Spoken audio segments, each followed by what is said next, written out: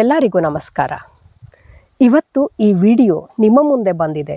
ಇಂತಹ ಒಂದು ವಿಚಾರದ ಬಗ್ಗೆ ಚರ್ಚೆ ಮಾಡುವ ಇಚ್ಛೆ ನನ್ನಲ್ಲಿ ಬಂದಿದೆ ಅಂದರೆ ಇದರ ಹಿಂದೆ ಯಾವುದೋ ಒಂದು ದೈವ ಸಂಕಲ್ಪ ಖಂಡಿತವಾಗಿಯೂ ಇದೆ. ಈ ಕಲಿಯುಗದಲ್ಲಿ ಸಮಸ್ಯೆಗಳು ಸಾವಿರ. ನನ್ನ ದುಃಖಕ್ಕೆ ಕೊನೆಯೇ ಇಲ್ವಾ? ನನ್ನ ಕಷ್ಟ ಮುಗಿಯೋದಿಲ್ವಾ? ಈ ಪರಿಸ್ಥಿತಿ ನನಗೆ ಮಾತ್ರನಾ? ನನ್ನ ಕಷ್ಟ ಬದಲಾಗೋದಿಕ್ಕೆ ಪರಿಹಾರನೇ ಇಲ್ವಾ? ಈ ಥರದ ಸಾವಿರಾರು ಪ್ರಶ್ನೆಗಳು ನಮ್ಮೆಲ್ಲರ ಮನಸ್ಸುಗಳಲ್ಲಿ ಜೀವನದ ಯಾವುದೋ ಒಂದು ಘಟನೆಯಲ್ಲಿ, ಯಾವುದೇ ಒಂದು ಘಟ್ಟದಲ್ಲಿ, ಇನ್ಯಾವುದೋ ಒಂದು ಪರಿಸ್ಥಿತಿಯಲ್ಲಿ ಬಂದೇ ಬರುತ್ತೆ. ಆದರೆ ನಮಗೆ ಈ ಪ್ರಶ್ನೆಗಳಿಗೆ ಒಂದು ನಿಖರವಾದ ಉತ್ತರ ಯಾವತ್ತೂ ಸಿಕ್ಕಿರೋದಿಲ್ಲ. ಹಾಗಾದರೆ ಕಷ್ಟಗಳಿಗೆ ಒಂದು ಪರಿಹಾರ ಇದೆಯಾ? ಕೆಟ್ಟ ಪರಿಸ್ಥಿತಿ ಬದಲಾಗತ್ತಾ? ಅದಕ್ಕೆ ನಾವೇನು ಮಾಡಬೇಕು? ಇದನ್ನೆಲ್ಲ ಇವತ್ತು ನಾನು ನಿಮ್ಮೊಂದಿಗೆ ಚರ್ಚೆ ಮಾಡ್ತಿದ್ದೇನೆ. ವಿಡಿಯೋನ ಕೊನೆವರೆಗೂ ನೋಡಿ, ಹಾಗೆಯೇ ಚಾನೆಲನ್ನು ಸಬ್ಸ್ಕ್ರೈಬ್ ಮಾಡಿ. ಜೀವನ ಅಂದಮೇಲೆ ಕಷ್ಟ, ಕೆಟ್ಟ ಪರಿಸ್ಥಿತಿಗಳು, ಅನಾರೋಗ್ಯ, ನೋವು, ದುಃಖ ಪ್ರತಿಯೊಬ್ಬರಿಗೂ ಇರುತ್ತೆ. ಇವತ್ತು ನಾನು ನನ್ನ ಅನುಭವದಿಂದ ಅರಿತುಕೊಂಡಂತಹ ವಿಚಾರಗಳು, ಹಿರಿಯರಿಂದ ತಿಳಿದುಕೊಂಡಂಥದ್ದು, ಹಾಗೆಯೇ ಜ್ಞಾನಿಗಳಿಂದ ಕಲಿತಂತಹ ಕೆಲವು ವಿಚಾರಗಳನ್ನು ನಿಮ್ಮೊಂದಿಗೆ ಹಂಚಿಕೊಳ್ತಾ ಇದ್ದೇನೆ. ಕಷ್ಟಗಳಿಗೆ ಯಾವುದೇ ಗೈಡ್ಲೈನ್ ಇಲ್ಲ. ಕಷ್ಟಗಳು, ನೋವು, ದುಃಖ, ಕೆಟ್ಟ ಪರಿಸ್ಥಿತಿ ಇದು ಯಾವ ಸಮಯದಲ್ಲೂ ಯಾರಿಗೂ ಕೂಡ ಬರಬಹುದು. ಬಾಲ್ಯದಲ್ಲಿ, ವೃದ್ಧಾಪ್ಯದಲ್ಲಿ, ಯೌವನದಲ್ಲಿ, ಮಹಿಳೆ, ಪುರುಷ ಯಾವುದೇ ವ್ಯತ್ಯಾಸವಿಲ್ಲದೆ ಪ್ರತಿಯೊಬ್ಬರಿಗೂ ಕೂಡ ಇದು ಇದ್ದೇ ಇದೆ. ಬದುಕು ಜಟಕ ಬಂಡಿ ವಿಧಿ ಅದರ ಸಾಹೇಬ, ಕುದುರೆ ನೀನ್ ಅವನು ಹೇಳ್ದಂತೆ ಪಯಣಿಗರು, ಮದುವೆಗೋ ಮಸಣಕೋ ಹೋಗೆಂದ ಕಡೆಗೋಡು, ಪದ ಕುಸಿಯೇ ನೆಲವಿಹುದು ಮಂಕುತಿಮ್ಮ. ಇದು ನಮಗೆಲ್ಲ ಗೊತ್ತು. ಬದುಕು ಅನ್ನೋದು ಒಂದು ಜಟಕ ಬಂಡಿ. ಇದು ನಿಧಾನವಾಗಿ ಚಲಿಸುವಂತಹ ಬಂಡಿ. ಫ್ಲೈಟ್ ಅಲ್ಲ, ಟ್ರೇನ್ ಅಲ್ಲ, ವೇಗವಾಗಿ ಹೋಗೋದಿಲ್ಲ. ನಾವು ಹೇಳಿದಾಗ, ನಾವು ಅಂದ್ಕೊಂಡಾಗ ಯಾವುದೂ ಕೂಡ ಆಗೋದಿಲ್ಲ. ಈ ಬಂಡಿ ಆದೇಶಿಸುವವರು ಯಾರು? ಇದರ ಚಾಲನೆಯನ್ನು ನಿಯಂತ್ರಿಸುವವರು ಯಾರು? ವಿಧಿ. ವಿಧಿ ಅದರ ಸಾಹೇಬ. ವಿಧಿಯ ತೀರ್ಮಾನದಂತೆಯೇ ಈ ಬಂಡಿ ಚಲಿಸುವುದು. ಕುದುರೆ ನೀನು ಯಾರು? ಈ ಬಂಡಿಯನ್ನು ಎಳೆದುಕೊಂಡು ಹೋಗುತ್ತಿರುವಂತಹ ಕುದುರೆ ನೀನು. ಅವನು ಪೇಳ್ದಂತೆ ಪಯಣಿಗರು. ನಿನ್ನ ಜೀವನದಲ್ಲಿ ಬರುವ ಪ್ರತಿಯೊಬ್ಬ ವ್ಯಕ್ತಿ, ಪ್ರತಿಯೊಂದು ಸಂಬಂಧಗಳು, ಪ್ರತಿಯೊಂದು ವ್ಯವಹಾರಗಳು ಏನೇ ಇದ್ದರೂ ಕೂಡ ನಿನ್ನ ಜೀವನದಲ್ಲಿ ಬರುವವರೆಲ್ಲರೂ ವಿಧಿ ಲಿಖಿತ, ವಿಧಿಯ ತೀರ್ಮಾನ. ನಿನ್ನ ಜೀವನದಲ್ಲಿ ಬರುವವರನ್ನು ಪ್ರಯಾಣಿಕರು ಅಂತ ತಗೊಂಡ್ರೆ ಆ ಪ್ರಯಾಣಿಕರು ಯಾರು ಎಂಬುದನ್ನು ತೀರ್ಮಾನಿಸುವುದು ಕೂಡ ವಿಧಿ. ಅವನು ಪೇಳ್ದಂತೆ ಪಯಣಿಗರು. ಮದುವೆಗೋ ಮಸಣಕ್ಕೋ ಹೋಗೆಂದ ಕಡೆಗೋಡು. ಅಂದರೆ ಮದುವೆ ಅಂದರೆ ಒಳ್ಳೆಯ ಪರಿಸ್ಥಿತಿಗಳು, ಖುಷಿಗಳು, ಸಂತೋಷ, ಖುಷಿಯಾದ ಸನ್ನಿವೇಶಗಳು. ಆ ನಿನ್ನ ಬಂಡಿ ಯಾವ ಕಡೆ ಹೋಗಬೇಕು? ಖುಷಿಗಳ ಕಡೆ ಹೋಗಬೇಕಾ? ಇಲ್ಲ ಮಸಣ ಅಂದರೆ ಕೆಟ್ಟ ಪರಿಸ್ಥಿತಿ, ದುಃಖ, ನೋವು, ಕಣ್ಣೀರು. ಆ ಕಣ್ಣೀರಿನ ಕಡೆ, ದುಃಖದ ಕಡೆ ಯಾವ ಕಡೆ ನಿನ್ನ ಬಂಡಿ ಹೋಗಬೇಕು? ಖುಷಿಯ ಕಡೆಗ, ದುಃಖದ ಕಡೆಗ? ಇದನ್ನು ಕೂಡ ತೀರ್ಮಾನಿಸುವುದು ವಿಧಿ. ವಿಧಿಯಲ್ಲಿ ಹೋಗು ಅಂತ ಹೇಳ್ತದೋ ಆ ಕಡೆ ನಿನ್ನ ಬಂಡಿಯನ್ನು ನೀನು ಎಳೆದುಕೊಂಡು ಹೋಗಲೇಬೇಕು. ನಾನು ಹೋಗ್ತೇನೆ, ಹೋಗೋದಿಲ್ಲ ಅನ್ನೋ ಚಾಯ್ಸಸ್ಸು ನಿನಗಿಲ್ಲ. ಪದ ಕುಸಿಯೇ ನೆಲವಿಹುದು. ಪದ ಕುಸಿಯೇ ನೆಲವಿಹುದು ಅಂದರೆ ಈ ಬಂಡಿಯನ್ನು ಎಳ್ಕೊಂಡು ಹೋಗ್ತಾ ಇರುವ ನೀನು, ಬದುಕಿನ ಬಂಡಿಯನ್ನು ಎಳೆದು ತೆಗೆದುಕೊಂಡು ಹೋಗ್ತಾ ಇರುವ ನೀನು ಸೋತು ನೆಲಕ್ಕೆ ಬಿದ್ದಾಗ, ಸೋತು ಬಿದ್ದಾಗ ಅಲ್ಲಿ ನೆಲವಿದೆ. ನೆಲ ಅಂದರೆ ದೇವರ ರಕ್ಷಣೆ. ದೇವರ ರಕ್ಷಣೆ ನಿನಗೆ ಖಂಡಿತವಾಗಿಯೂ ಇರ್ತದೆ. ಯಾವುದೇ ಪರಿಸ್ಥಿತಿಯಲ್ಲಿ ಯಾವುದೇ ಜೀವಿಯನ್ನು ದೇವರು ಕೈ ಬಿಡೋದಿಲ್ಲ. ದೇವರ ತೀರ್ಮಾನದಂತೆ ಭೂಮಿಗೆ ಬಂದ ಈ ಪ್ರತಿಯೊಂದು ಜೀವವೂ ಕೂಡ ದೇವರ ರಕ್ಷಣೆಯಲ್ಲಿ ಮತ್ತೆ ದೇವರ ಪಾದವನ್ನು ಸೇರಿಯೇ ಸೇರುತ್ತದೆ. ಅಲ್ಲಿಯವರೆಗಿನ ಯಾವುದೇ ಕಷ್ಟಗಳಿರಬಹುದು, ದುಃಖಗಳಿರಬಹುದು, ಎಲ್ಲವೂ ಕೂಡ ನಾವು ಅದನ್ನು ಹೇಗೆ ತಗೊಳ್ತೇವೆ ಅನ್ನೋದ್ರ ಮೇಲೆ ತೀರ್ಮಾನ ಆಗಿರುತ್ತೆ. ಎಲ್ಲವೂ ವಿಧಿಲಿಖಿತ ಅಂತಾದಾಗ ನಾವು ಅದನ್ನು ಅಕ್ಸೆಪ್ಟೆನ್ಸನ್ನು ಕಲಿಬೇಕು ಅನ್ನೋದು ಇದರ ಅರ್ಥ. ಈ ನಮ್ಮ ಬದುಕಿನ ಬಂಡಿ, ನಮ್ಮ ಜೀವನದ ಬಂಡಿ, ಇದು ಕೂಡ ನಡೆಯೋದು ಹೀಗೇನೆ. ಯಾರಿಗೆ ಕಷ್ಟಗಳಿಲ್ಲ? ಎಲ್ಲರಿಗೂ ಇದೆ ಅನ್ನೋದು ಇದರ ಅರ್ಥ. ಒಳ್ಳೇದಿರಬಹುದು, ಕೆಟ್ಟದ್ದಿರಬಹುದು, ಎಲ್ಲವೂ ಕೂಡ ವಿಧಿಲಿಖಿತವಾಗಿ ಎಲ್ಲರ ಜೀವನದಲ್ಲೂ ಬಂದೇ ಬರ್ತವೆ. ಒಳ್ಳೆಯದು ಬಂದಾಗ ನಾವು ಬಹಳ ಚಿಂತೆ ಮಾಡೋದಿಲ್ಲ, ಚಿಂತೆಗೆ ಅವಶ್ಯಕತೆಯೂ ಇರೋದಿಲ್ಲ. ಆದರೆ ಕೆಟ್ಟದ್ದು ಬಂದಾಗ ಚಿಂತೆ, ನೋವು, ದುಃಖ, ಕಣ್ಣೀರು ಎಲ್ಲದೂ ಯಾವಾಗ ಕೆಟ್ಟದ್ದು ಬಂದಾಗ. ಕೆಟ್ಟ ಪರಿಸ್ಥಿತಿಗಳಿರಬಹುದು, ಅನಾರೋಗ್ಯ ಇರಬಹುದು, ಬೇಸರ ಇರಬಹುದು, ದುಃಖ ಇರಬಹುದು, ಲಾಸಸ್ ಇರಬಹುದು, ಆರ್ಥಿಕ ಸಂಕಷ್ಟ ಇರಬಹುದು.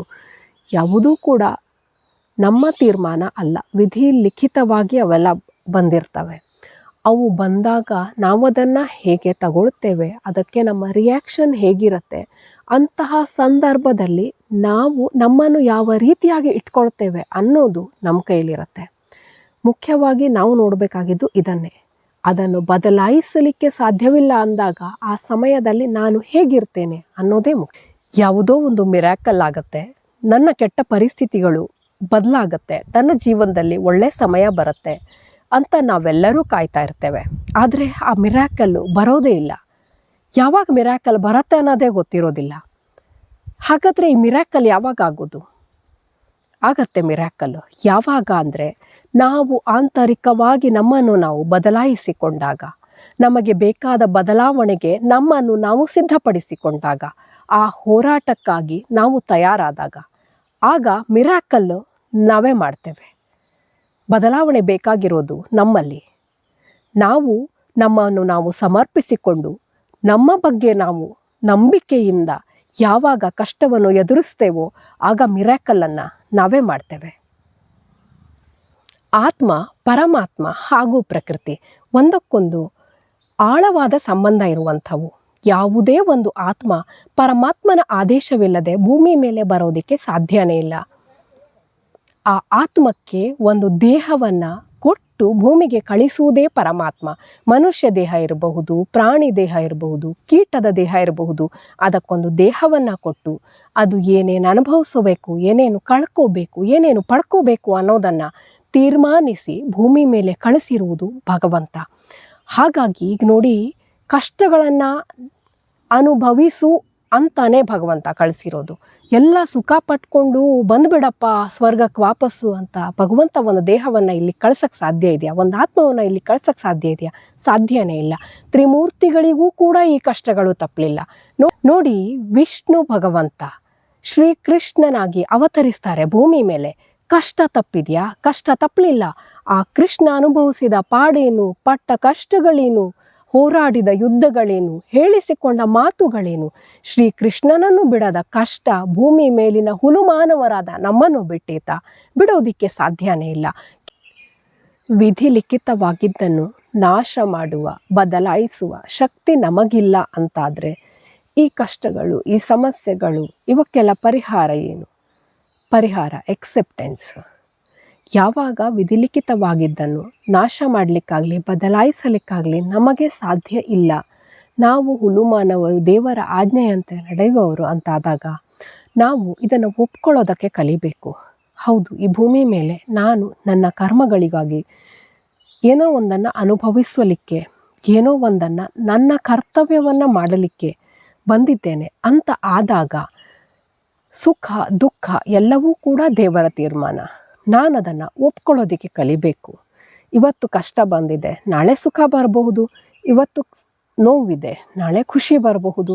ಇದನ್ನು ಎಕ್ಸೆಪ್ಟ್ ಮಾಡ್ಕೊಳ್ಳೋದಕ್ಕೆ ಕಲಿಬೇಕು. ಸರ್ವಶಕ್ತನಾದ ಭಗವಂತ ನನಗಿವತ್ತು ಯಾವುದೋ ಒಂದು ನೋವನ್ನು ಕೊಟ್ಟಿದ್ದಾನೆ ಅಂದರೆ ಅದನ್ನು ನಾವು ಒಪ್ಕೋಬೇಕು. ನಾವು ಅದನ್ನು ಒಪ್ಪಿಕೊಂಡಾಗ ನಮಗೆ ಮುಂದಿನ ದಾರಿ ಅರ್ಥ ಆಗ್ತದೆ. Acceptance is the first medicine. ಯಾವಾಗ ನಾವು ನಮಗೆ ಬಂದ ಸಮಸ್ಯೆಯನ್ನು, ದುಃಖವನ್ನು, ಕೆಟ್ಟ ಪರಿಸ್ಥಿತಿಯನ್ನು ಎಕ್ಸೆಪ್ಟ್ ಮಾಡ್ಕೊಳ್ತೇವೋ ಆಗ ನಮಗೆ ಆ ಪರಿಸ್ಥಿತಿಯಿಂದ ಹೊರಗೆ ಬರಲಿಕ್ಕಾಗಲಿ, ಆ ದುಃಖದಿಂದ ಹೊರಗೆ ಬರಲಿಕ್ಕಾಗಲಿ, ಆ ನೋವಿನಿಂದ ಹೊರಗೆ ಬರಲಿಕ್ಕಾಗಲಿ ಒಂದು ದಾರಿ ಖಂಡಿತವಾಗಿಯೂ ಸಿಗ್ತದೆ. ಎಲ್ಲವನ್ನೂ ನೋಡಿ ತಿಳಿದು ನಮಗೆ ಇಂಥದ್ದನ್ನು ಕೊಟ್ಟಿರುವ ಭಗವಂತ ಅದಕ್ಕೆ ಒಂದು ಸೊಲ್ಯೂಷನ್, ಅದಕ್ಕೆ ಒಂದು ಮಾರ್ಗವನ್ನು ಕೂಡ ಇಟ್ಟಿರ್ತಾನೆ. ನಾವೇನು ಮಾಡಬೇಕಂದ್ರೆ ಆ ಕೆಟ್ಟ ಪರಿಸ್ಥಿತಿಯಲ್ಲಿ ನಮ್ಮನ್ನು ನಾವು ನಾಶ ಮಾಡ್ಕೋಬಾರ್ದು. ನಮ್ಮನ್ನು ನಾವು ಭಗವಂತನಲ್ಲಿ ಸಮರ್ಪಣೆ ಮಾಡಬೇಕು. ಈ ಪರಿಸ್ಥಿತಿಯನ್ನು ಕೊಟ್ಟ ಭಗವಂತ ಅದಕ್ಕೊಂದು ಮಾರ್ಗವನ್ನು ಇಟ್ಟಿರ್ತಾನೆ. ನಮ್ಮನ್ನು ನಾವು ಅರಿತುಕೊಳ್ಳಬೇಕು. ನಾವು ನಮ್ಮನ್ನು ಅರಿತುಕೊಂಡಾಗ ನಮ್ಮೊಳಗೆ ಆ ಸಮಸ್ಯೆಗೊಂದು ಪರಿಹಾರ ಕೂಡ ಸಿಕ್ಕೇ ಸಿಗತ್ತೆ. ಇಲ್ಲಿ ಸಮರ್ಪಣೆ ಅನ್ನೋದು ಭಗವಂತನೆಡೆ ನಮ್ಮ ಸಮರ್ಪಣೆ, ಈ ಸಮರ್ಪಣೆ ಆಂತರಿಕವಾಗಿ ಇರಬೇಕು. ನಮ್ಮನ್ನು ನಾವು ಆ ಸರ್ವಶಕ್ತನಾದ ಭಗವಂತನಲ್ಲಿ ಸಮರ್ಪಿಸಿಕೊಂಡಾಗ ಖಂಡಿತವಾಗಿಯೂ ಸಮಸ್ಯೆಗಳಿಗೊಂದು ಪರಿಹಾರ ನಮ್ಮೊಳಗೇ ಕಾಣಿಸುತ್ತೆ. ಮನುಷ್ಯನಿಗೆ ಕಷ್ಟ, ದುಃಖ, ನೋವು, ಸಂಕಟ ಇವೆಲ್ಲ ಬೇಡ ಅಂತ ಹೇಳೋ ಆಪ್ಷನ್ ಇಲ್ಲ.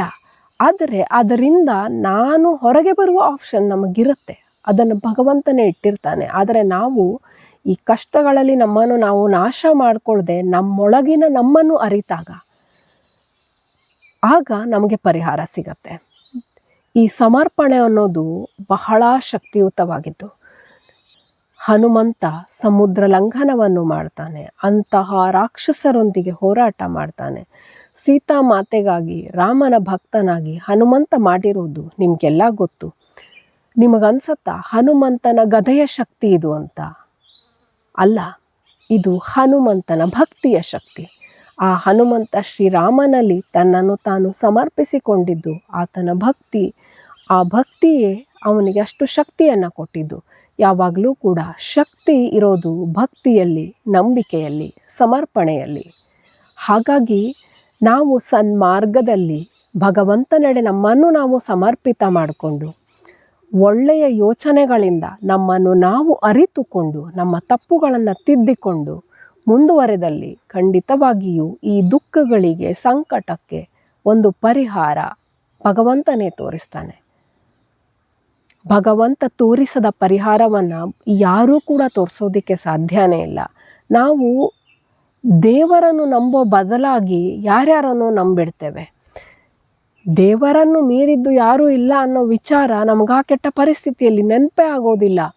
ಯಾರೋ ಒಬ್ಬರು ಅವರ ಸ್ವಾರ್ಥಕ್ಕಾಗಿ ಹೇಳಿದ ಪರಿಹಾರಗಳನ್ನು ನಾವು ನಂಬ್ಕೊಂಡು ಹೋಗ್ತೇವೆ. ಅದರಿಂದ ನಮ್ಮ ದುಃಖವಾಗಲಿ ಸಂಕಟವಾಗಲಿ ಕಡಿಮೆ ಆಗೋದಿಲ್ಲ, ಹೆಚ್ಚೇ ಆಗತ್ತೆ.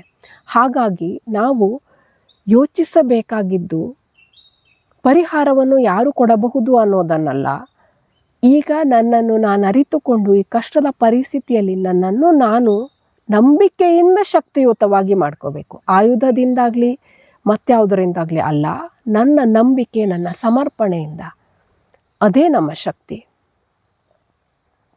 ಯಾರು ಸನ್ಮಾರ್ಗದಲ್ಲಿ ನಡೀತಾರೋ, ಯಾರು ಕೆಟ್ಟ ದಾರಿಯನ್ನು ಹಿಡಿಯೋದಿಲ್ವೋ, ಯಾರು ಮತ್ತೊಬ್ಬರಿಗೆ ಅನ್ಯಾಯವನ್ನು ಮಾಡದೆ ತನಗೆ ಬಂದಿದ್ದನ್ನು ಸ್ವೀಕರಿಸಿ ದೇವರಲ್ಲಿ ಸಮರ್ಪಿತನಾಗಿ ದೇವರ ಆಜ್ಞೆಯನ್ನು ಗೌರವಿಸಿಕೊಂಡು ತನ್ನ ಕಷ್ಟಗಳನ್ನು ಎದುರಿಸಿಕೊಂಡು ಹೋಗ್ತಾನೋ ಅಂಥವನ ಜೊತೆ ದೇವರು ಖಂಡಿತವಾಗಿಯೂ ಇದ್ದೇ ಇರ್ತಾರೆ. ಪ್ರಪಂಚದಲ್ಲಿ ನಮ್ಮ ಸುತ್ತ ಹಲವಾರು ಸುಖಿಗಳು ಕಾಣಬಹುದು. ಆದರೆ ನಾವು ನಮಗಿಂತ ಮೇಲೆ ಸುಖದಲ್ಲಿರುವವರನ್ನು ನೋಡೋದಕ್ಕಿಂತ ದುಃಖದಲ್ಲಿದ್ದವರನ್ನು ನೋಡಬೇಕು. ಇವತ್ತು ಸುಖ ಇದ್ದವರಿಗೆ ನಾಳೆ ಏನೋ ಗೊತ್ತಿಲ್ಲ. ಆದರೆ ಈ ದುಃಖದಲ್ಲಿದ್ದಾರಲ್ಲ ಅವರನ್ನು ನಾವು ನೋಡಬೇಕು. ನಮಗಿಂತ ಸುಖಿಯಾದವರ ಬಗ್ಗೆ ನಾವು ಚಿಂತಿಸುವುದಕ್ಕಿಂತ ನಮಗಿಂತ ದುಃಖಿಯಾದವರ ಬಗ್ಗೆ ನಾವು ಚಿಂತಿಸಬೇಕು. ನಮಗಿಷ್ಟು ಸಮಸ್ಯೆ ಇದೆ, ಇನ್ಯಾರಿಗೋ ನಮ್ಮ 3 ಪಟ್ಟು ಸಮಸ್ಯೆಗಳಿರ್ತವೆ. ನನಗೆ ಸಣ್ಣ ಪುಟ್ಟ ಸಮಸ್ಯೆಗಳೇ ದೊಡ್ಡದಾಗಿ ಕಾಣಿಸುತ್ತೆ, ಆದರೆ ನಾವು ಇನ್ನೊಬ್ಬರ ಬಗ್ಗೆ ಥಿಂಕೇ ಮಾಡೋದಿಲ್ಲ. ನಾವು ನಮಗಿಂತ ದುಃಖಿಗಳನ್ನು ನೋಡಿದಾಗ ಯಾವುದೇ ಸ್ವಾರ್ಥವಿಲ್ಲದೆ ನಿಸ್ವಾರ್ಥವಾಗಿ ಅವರ ಒಂದು ಕಷ್ಟಕ್ಕೆ ಒಂದು ಸಣ್ಣ ಸಹಾಯ ಮಾಡಿದರೆ, ಅವರು ಒಂದು ದುಃಖಕ್ಕೆ ಒಂದು ಸಣ್ಣ ಸಾಂತ್ವನವನ್ನು ನೀಡಿದರೆ ಅದರಲ್ಲಿ ನಮಗೊಂದು ಆತ್ಮತೃಪ್ತಿ ಇರುತ್ತೆ. ನಿಸ್ವಾರ್ಥದ ಸಹಾಯ, ನಿಸ್ವಾರ್ಥದ ದಾನ ಕೊಡುವ ಸಂತೃಪ್ತಿಯನ್ನು ಬೇರೆ ಯಾವುದೂ ಕೂಡ ಕೊಡೋದಿಲ್ಲ. ಇಂತಹ ಸಂದರ್ಭಗಳಲ್ಲಿ ಯಾವಾಗ ನಾವು ಸ್ವಾರ್ಥವಿಲ್ಲದೆ ಏನನ್ನಾದರೂ ಮಾಡ್ತೇವೋ ನಮಗೆ ಅರಿವಿಲ್ಲದಂತೆ ನಮ್ಮ ದುಃಖದಿಂದ ನಮಗೆ ಒಂದು ರಿಲ್ಯಾಕ್ಸೇಷನ್ ಸಿಕ್ಕಿರುತ್ತೆ. ನಮ್ಮ ದುಃಖ, ನಮ್ಮ ಕಷ್ಟ, ನಮ್ಮ ಕೆಟ್ಟ ಪರಿಸ್ಥಿತಿಗಳನ್ನು ದಾಟಿಕೊಂಡು ಹೋಗುವ ಮನಸ್ಥಿತಿ, ಆ ಆಂತರಿಕ ಸಾಮರ್ಥ್ಯ, ಕಾನ್ಫಿಡೆನ್ಸು ನಮಗೆ ಬಂದಿರುತ್ತೆ. ಇದಕ್ಕಿಂತ ಹೆಚ್ಚಿಗೆ ಏನು ಬೇಕು? ನಮಗೆ ಬೇಕಾಗಿರೋದು ಕಷ್ಟ ಬೇಡ, ಕೆಟ್ಟ ಪರಿಸ್ಥಿತಿಗಳು ಬೇಡ, ಸಮಸ್ಯೆಗಳು ಬೇಡ, ಅಲ್ಲವೇ ಅಲ್ಲ. ಕೆಲವೊಮ್ಮೆ ಸಮಸ್ಯೆಗಳೇ ನಮ್ಮನ್ನು ಮೇಲಕ್ಕೆ ಕೊಂಡೊಯ್ಯೋದು. ಯಾರಿಗೆ ಸಮಸ್ಯೆಗಳೇ ಬರಲಿಲ್ಲ, ಯಾರ ಜೀವನದಲ್ಲಿ ಹೋರಾಟನೇ ಇಲ್ಲ, ಅವರಿಗೇನು ಸಕ್ಸಸ್ ಇದೆ? ಸಕ್ಸಸ್ ಬೇಕಂದರೆ ನಾವು ಹೋರಾಟ ಮಾಡಬೇಕು, ನಾವು ಮುಂದುವರೆದು ಹೋಗಬೇಕು. ಆದರೆ ಈ ಸಂದರ್ಭಗಳಲ್ಲಿ ನಮ್ಮನ್ನು ನಾವು ಸ್ಥಿರವಾಗಿ ಒಳ್ಳೆಯ ದಾರಿಯಲ್ಲಿ ನಡೆಯುವಂತೆ ಕಾಪಾಡಿಕೊಂಡು ಹೋಗಬೇಕು, ಅದು ಮುಖ್ಯ. ಹಲವು ಸಂದರ್ಭಗಳಲ್ಲಿ ಏನಾಗುತ್ತೆ ಅಂದರೆ ನಾವು ಎಷ್ಟೇ ಸನ್ಮಾರ್ಗದಲ್ಲಿದ್ದರೂ, ಎಷ್ಟೇ ಸಮರ್ಪಿತರಾಗಿದ್ದರೂ ಕೂಡ ಪರೀಕ್ಷೆಗಳು ಕೂಡ ನಮಗೆ ದೊಡ್ಡದೇ ಬರ್ತವೆ. ನಾವು ಕುಗ್ಗಬಾರದು. ನಾವು ಅಸಹಾಯಕರಾಗಬಹುದು, ಆದರೆ ಆಶಾವಾದವನ್ನು ಕಳ್ಕೋಬಾರ್ದು. A person can be helpless but he should not be hopeless. ಅಂದರೆ ನಾವು ನಮ್ಮ ಕೈಯಲ್ಲಿ ಆಗ್ತಾ ಇಲ್ಲ ಅನ್ನೋ ಬಗ್ಗೆ ಅಸಹಾಯಕತೆಯಿಂದ ಒಂದು ಕ್ಷಣ ಕೂತ್ಕೋಬಹುದು, ಮತ್ತೊಮ್ಮೆ ಭಗವಂತನಲ್ಲಿ ಸಮರ್ಪಿತರಾಗಬಹುದು. ಅದನ್ನು ಬಿಟ್ಟು ಹೋಪ್ಲೆಸ್ ಅಂದರೆ ಇನ್ನೇನೂ ಇಲ್ಲ, ಈ ದೇವರು, ಈ ಸಮರ್ಪಣೆ, ಇದಕ್ಕೆಲ್ಲ ಅರ್ಥನೇ ಇಲ್ಲ, ನಮ್ಮನ್ನು ನಾವು ಕಳ್ಕೋಬಾರ್ದು. ಅದು ಯಾವುದೇ ಕಷ್ಟ ಬರಲಿ, ಯಾವುದೇ ದುಃಖ ಇರಲಿ, ಯಾವುದೇ ನೋವಿರಲಿ, ಪರಿಹಾರ ಇರೋದು ನಿಮ್ಮ ಆತ್ಮದಲ್ಲಿ. ನಿಮ್ಮೊಳಗಿನ ನಿಮ್ಮನ್ನು ನೀವು ಭಗವಂತನಿಗೆ ಸಮರ್ಪಿಸಿ, ನಿಮ್ಮನ್ನು ನೀವು ಅರಿತುಕೊಳ್ಳಿ. ಎಲ್ಲ ಸಮಸ್ಯೆಗಳಿಗೆ ಪರಿಹಾರ ಇದೆ. ನಿಮ್ಮನ್ನು ನೀವು ಅರಿತುಕೊಳ್ಳುವುದರ ಜೊತೆಗೆ ಉತ್ತಮವಾಗಿಸಿ ಅಂದರೆ ಸನ್ಮಾರ್ಗ, ಸನ್ನಡತೆ, ಒಳ್ಳೆಯ ಗುಣಗಳು, ಒಳ್ಳೆಯ ಯೋಚನೆಗಳು ಕೂಡ ಒಳ್ಳೆಯದಾಗಿರಬೇಕು. ನಾನು ಹೊರಗೆ ಏನನ್ನು ತೋರಿಸ್ಕೊಳ್ತಾ ಇದ್ದೇನೆ, ನಾನು ಹೊರಗಿನಿಂದ ಯಾವ ರೀತಿಯಾಗಿ ಕಾಣ್ತಾ ಇದ್ದೇನೆ, ನನ್ನಲ್ಲಿ ಎಷ್ಟು ಒಳ್ಳೆತನವನ್ನು ತೋರಿಸಿಕೊಳ್ತಾ ಇದ್ದೇನೆ ಅನ್ನೋದಲ್ಲ ಇಲ್ಲಿ. ನನ್ನ ಯೋಚನೆಗಳು ಕೂಡ ಪ್ಯೂರ್ ಆಗಿರಬೇಕು. ನಾನೆಷ್ಟು ಪವಿತ್ರವಾದ ಸನ್ನಡತೆಯಿಂದ ಕೂಡಿದ ಯೋಚನೆಗಳನ್ನು ಮಾಡ್ತೇನೆ ಅನ್ನೋದನ್ನು ಕೂಡ ನಾವು ಪ್ಯೂರಿಫೈ ಮಾಡ್ಕೋಬೇಕು. ನೋಡಿ, ಆಗ ತನ್ನಿಂತಾನೆ ಒಂದು ಶಾಂತಿ, ನೆಮ್ಮದಿ, ಒಂದು ಹೇಳಲಾಗದ ಸುಖ ನಿಮಗೆ ಸಿಗತ್ತೆ. ಕಷ್ಟಗಳು 1000 ಇರಬಹುದು, ಆದರೆ ಫೈನಲಿ ನಮಗೆ ಬೇಕಾಗಿರೋದೇನು? ನಮ್ಮ ಆಂತರಿಕ ನೆಮ್ಮದಿ. ಅದು ಖಂಡಿತವಾಗಿಯೂ ನಮಗೆ ಸಿಗತ್ತೆ. ಹಾಗಾಗಿ ಎಲ್ಲೂ ಇಲ್ಲದ ಶಕ್ತಿ, ಯಾವುದೇ ಸಮಸ್ಯೆಗಳನ್ನು ಎದುರಿಸಿ ಸೋಲಿಸಬಹುದಾದ ಶಕ್ತಿ ಇರೋದು ಸಮರ್ಪಣೆಯಲ್ಲಿ. ನಮ್ಮನ್ನು ಭಗವಂತನೆಡೆ ಸಮರ್ಪಿಸಿಕೊಂಡು ಆ ದೇವರ ಮೇಲೆ ಗಟ್ಟಿಯಾದ ನಂಬಿಕೆಯೊಂದಿಗೆ ಮುಂದೆ ಹೋದಾಗ ಶಾಂತಿ, ಸುಖ, ಸಂತೋಷ, ನೆಮ್ಮದಿ ನಮಗೆ ಸಿಗತ್ತೆ. ಯಾರು ಆಂತರಿಕವಾಗಿ ಸುಖಿಯೋ ಅವನು ಬಾಹ್ಯವಾಗಿಯೂ ಸುಖಿ. ಇದು ಸತ್ಯ. ಕೇವಲ ದುಡ್ಡು, ಕೇವಲ ರಂಗು ಬಿರಂಗಿ ಐಷಾರಾಮಿಗಳು ಇವು ಮಾತ್ರ ಸುಖ ಅಲ್ಲ. ಯಾರೋ ಒಬ್ಬರು ಇಂತಹ ಸುಖದಲ್ಲಿದ್ದಿದ್ದು ನಮಗೆ ಕಾಣಬಹುದು, ಆದರೆ ಅವರು ಆಂತರಿಕವಾಗಿ ಸುಖಿಯಾ? ಈ ಪ್ರಶ್ನೆಗೆ ಅವರು ಮಾತ್ರ ಉತ್ತರಿಸಬಹುದು. ನಮ್ಮ ಯಾವುದೇ ಕಷ್ಟಗಳಿಗೆ ಪರಿಹಾರ ನಮ್ಮಲ್ಲೇ ಇದೆ ಅನ್ನೋದನ್ನು ಅರ್ಥ ಮಾಡಿಕೊಂಡು ಸರ್ವಶಕ್ತನಾದ ಭಗವಂತನಲ್ಲಿ ನಮ್ಮನ್ನು ನಾವು ಸಮರ್ಪಿಸಿಕೊಂಡು ಸನ್ನಡತೆ, ಸನ್ಮಾರ್ಗ, ಒಳ್ಳೆಯ ಯೋಚನೆ, ಒಳ್ಳೆಯದಾದ ಕೆಲಸಗಳನ್ನು ಮಾಡಿಕೊಂಡು ಹೋದಲ್ಲಿ ನಮ್ಮನ್ನು ನಾವು ಅರಿಯುವುದರ ಜೊತೆಗೆ ನಮ್ಮ ಸಮಾಜಕ್ಕೂ ಕೂಡ ನಾವು ಒಂದು ಕೊಡುಗೆಯನ್ನು ಕೊಡಬಹುದು. ಎಷ್ಟೋ ದುಃಖಿಗಳಿಗೆ, ಎಷ್ಟೋ ಅಸಹಾಯಕರಿಗೆ ನಾವು ಸಾಂತ್ವನವಾದಲ್ಲಿ, ನಾವು ಒಂದು ಸಹಾಯಕರಾದಲ್ಲಿ ಅದರಲ್ಲಿರೋ ಖುಷಿ, ಅದರಲ್ಲಿರೋ ನೆಮ್ಮದಿ, ಅದರಲ್ಲಿರೋ ಸಂತೋಷ ನಮ್ಮ 1000 ದುಃಖಗಳನ್ನು ಸೋಲಿಸುವಷ್ಟು ಶಕ್ತಿಯುತವಾಗಿದ್ದು. ಕಷ್ಟ ಬಂದಾಗ ಮಾತ್ರ ಸಮರ್ಪಣೆನಾ? ನಾಳೆ ಸುಖ ಬಂದರೆ ಭಗವಂತನ ನೆನಪಿರೋದಿಲ್ವಾ? ಅಲ್ಲ, ಖಂಡಿತ ಹಾಗಲ್ಲ. ಕಷ್ಟ, ಸುಖ ಎಲ್ಲವೂ ದೇವರು ಕೊಟ್ಟಿದ್ದು ಅಂದಾಗ ಆ ಸುಖವನ್ನು ಕೂಡ ದೇವರ ಆಶೀರ್ವಾದವಾಗಿ ನಾವು ಎಕ್ಸೆಪ್ಟ್ ಮಾಡ್ಕೋಬೇಕು. ಕಷ್ಟವನ್ನು ಕೂಡ ದೇವರ ಪರೀಕ್ಷೆಯಾಗಿ ಎಕ್ಸೆಪ್ಟ್ ಮಾಡ್ಕೋಬೇಕು. ಕಷ್ಟ ಬಂದಾಗ ದೇವರ ಪಾದ, ಸುಖ ಬಂದಾಗ ಭಗವಂತನ ನೆನಪಿಲ್ಲ, ನಾನು ಸನ್ಮಾರ್ಗವನ್ನು ಬಿಟ್ಟೆ, ನನ್ನ ಒಳ್ಳೆಯ ಯೋಚನೆಗಳನ್ನು ಬಿಟ್ಟೆ, ಸನ್ನಡತೆಯನ್ನು ಬಿಟ್ಟೆ, ಸುಖ ಬಂತು, ನನಗೆಲ್ಲ ಮರ್ತೋಯ್ತು, ಇದು ಪರಿಹಾರ ಅಲ್ಲವೇ ಅಲ್ಲ. ಆಗ ನಾನು ತಪ್ಪು ದಾರಿ ಹಿಡಿದಿದ್ದಕ್ಕೆ ಮತ್ತೊಮ್ಮೆ ಶಿಕ್ಷೆ ನನಗೆ ಕಾದಿರತ್ತೆ. ಹಾಗಾಗಿ ಒಳ್ಳೆಯ ಸಮಯದಲ್ಲಿ ಕೂಡ ಭಗವಂತನನ್ನು ಮರೆಯದೆ, ಸನ್ಮಾರ್ಗ, ಸನ್ನಡತೆ, ಒಳ್ಳೆಯ ಯೋಚನೆಗಳನ್ನು ಬಿಡದೆ ಯಾರು ಮುಂದುವರಿತಾರೋ ಅವರಿಗೆ ಜೀವನದಲ್ಲಿ ಶಾಂತಿ, ಸುಖ, ನೆಮ್ಮದಿ, ಸರ್ವಸ್ವವು ಖಂಡಿತವಾಗಿಯೂ ಇದೆ. ಭಕ್ತಿಯಲ್ಲಿ ಶಕ್ತಿ ಇದೆ. ಭಗವಂತ ಕೊಟ್ಟ ಕಷ್ಟಗಳಿರಬಹುದು, ದುಃಖಗಳಿರಬಹುದು, ಸುಖ ಇರಬಹುದು, ಅದನ್ನು ಸಮಾನವಾಗಿ ಸ್ವೀಕರಿಸಿ ಇದನ್ನು ದೇವರ ಆಶೀರ್ವಾದ ಅಂತ ತಗೊಂಡು ಸನ್ಮಾರ್ಗದಲ್ಲಿ, ಸನ್ನಡತೆಯಲ್ಲಿ ಒಳ್ಳೆಯ ಯೋಚನೆಗಳು, ಒಳ್ಳೆಯ ಕೆಲಸಗಳನ್ನು ನಾವು ಮಾಡಿಕೊಂಡು ಹೋಗ್ತಾ ಇದ್ದಲ್ಲಿ ನಮ್ಮ ಆಂತರಿಕ ಸುಖ, ನಮ್ಮ ಆಂತರಿಕ ನೆಮ್ಮದಿ ನಮಗೆ 1000 ಕಷ್ಟಗಳನ್ನು ಎದುರಿಸುವ ಶಕ್ತಿಯನ್ನು ನೀಡ್ತದೆ. ಇದೇ ನಿಜವಾದ ಸಾಧನೆ.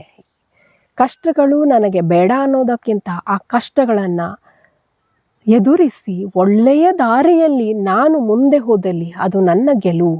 ಪ್ರತಿ ಕಷ್ಟವೂ ನಮ್ಮನ್ನು ಒಂದು ಹೆಜ್ಜೆ ಒಳ್ಳೆಯ ದಾರಿಯಲ್ಲಿ ಮುನ್ನಡೆಸಿದರೆ ಅದೇ ನಿಜವಾದ ಗೆಲುವು. ಕಷ್ಟಗಳು ಬೇಡ ಅಂತ ಅಂದ್ಕೋಬೇಡಿ. ಯಾವುದೇ ಕಷ್ಟಗಳು ಬರ್ದೇನೆ ನಾನು ಜೀವನ ಕಳ್ಕೊಂಡು ಹೋಗ್ಬಿಡ್ತೇನೆ ಅಂದ್ಕೋಬೇಡಿ.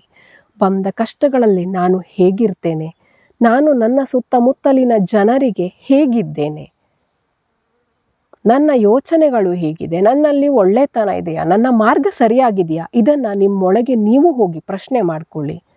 ನಿಮ್ಮನ್ನು ನೀವು ಪ್ಯೂರಿಫೈ ಮಾಡ್ಕೊಳ್ಳಿ. ನನ್ನಲ್ಲಿ ಏನಾದರೂ ಕೆಟ್ಟದಿದ್ದರೆ, ಯಾವುದಾದರೂ ಸರಿಯಾಗಿಲ್ಲವಾಗಿದ್ದಿದ್ರೆ ಅದನ್ನು ತಿದ್ದಿಕೊಳ್ಳಿ. ಆಗ ಪರಮಾತ್ಮ ನಿಮ್ಮ ಜೊತೆ ನಿಲ್ತಾರೆ. 1000 ಕಷ್ಟಗಳನ್ನು ಎದುರಿಸುವ ಶಕ್ತಿ ಭಕ್ತಿಯಲ್ಲಿದೆ. ಆ ಭಕ್ತಿಯ ಶಕ್ತಿ ನಮಗೆ ಅರಿವಾಗಲಿಕ್ಕೆ ಶುರುವಾಗುತ್ತೆ. ಹಾಗಾಗಿ ಕಷ್ಟಗಳು ಕೊನೆಯಾಗಿ ಮತ್ತೆ ಒಳ್ಳೆಯ ಸಮಯ ಬಂದೇ ಬರುತ್ತೆ. ನಾವು ಕಷ್ಟವಿರಲಿ ಸುಖವಿರಲಿ ನಮ್ಮ ದಾರಿಯನ್ನು ಸನ್ಮಾರ್ಗದಲ್ಲೇ ಇಟ್ಟುಕೊಳ್ಳೋಣ. ಒಳ್ಳೆಯ ಯೋಚನೆಗಳನ್ನು ಮಾಡೋಣ, ಒಳ್ಳೆಯ ಕೆಲಸಗಳನ್ನು ಮಾಡೋಣ. ನಮಗಿಂತ ಅಸಹಾಯಕರಿಗೆ, ಅವಶ್ಯಕತೆ ಇರುವಂಥವರಿಗೆ ನಮ್ಮ ಕೈಲಾದಷ್ಟು ಸಹಾಯವನ್ನು ಮಾಡೋಣ. ಎಲ್ಲರೂ ಇದೊಂದು ನಿರಂತರ ಪ್ರಕ್ರಿಯೆ. 1-2 ದಿನ ಪ್ರಯತ್ನ ಮಾಡಿ 1 ವಾರದಲ್ಲಿ ರಿಸಲ್ಟ್ ಬರೋ ಫಾಸ್ಟ್ ಪ್ರೋಸೆಸ್ ಇದಲ್ಲ.